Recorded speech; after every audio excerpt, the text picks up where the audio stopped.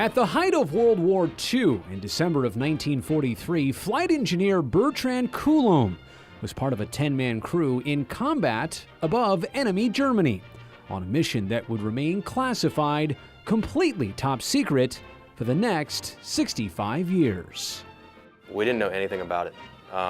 He never told my grandma. He never told anybody, ever, about what happened. We actually found out because my aunt was doing some research on his life, and we obviously knew he was in the military. So she was just looking over some things, and there was one flight that he was on that was never published, or there was no information about it. All they had was the name of the plane, which was the Ye Olde Pub. That plane was a heavily wounded B-17, which was missing parts of its vertical stabilizer, rudder, and fuselage. Of her 4 engines, only one was operating. The plane was barely able to maintain airspeed or altitude, and even worse, suddenly became flanked by German ace fighter pilot Franz Stigler, who had already shot down 2 bombers that day alone. With one more click of the finger, Stigler could have been a hero, taking down the ship and ending 10 lives, including Coulombe's. For me, it would have been the same as shooting at a parachute. I just couldn't shoot. That's all there is to it. And I just hoped that he brought his wounded man home. When you see that, and to think your grandpa was in that. It's crazy.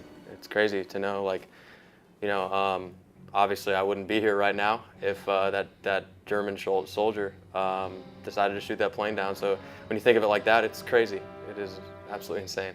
Why do you think your grandpa never said anything about this to you? You're his closest people on earth, your family. Yeah, I think that he's a good soldier. I think that's what it was, is because it was classified. It was classified actually because the Americans didn't want people to feel compassion for the Germans at that time because they were in war with them. So they, right after it happened, they classified it, and as a good soldier should, he didn't say a word about it because he wasn't supposed to. If Franz Stigler had made a different decision 5 days before Christmas 1943, Bertrand Coloumbe would have never been a father, and correspondingly, ace pitcher Daniel Coloumbe would have never been alive. It's hard for any of us to think, what would life be like if we weren't here? Absolutely. That must run through your mind pretty much every time you see that picture, every time you hear about this story. That must be the dominant thing in your mind.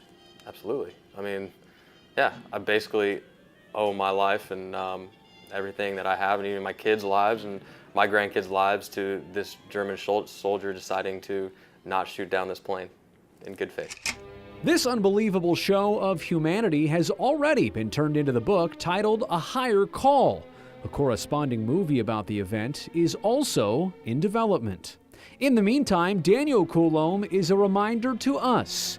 We wouldn't be here without our fathers, and in this case, our father's father.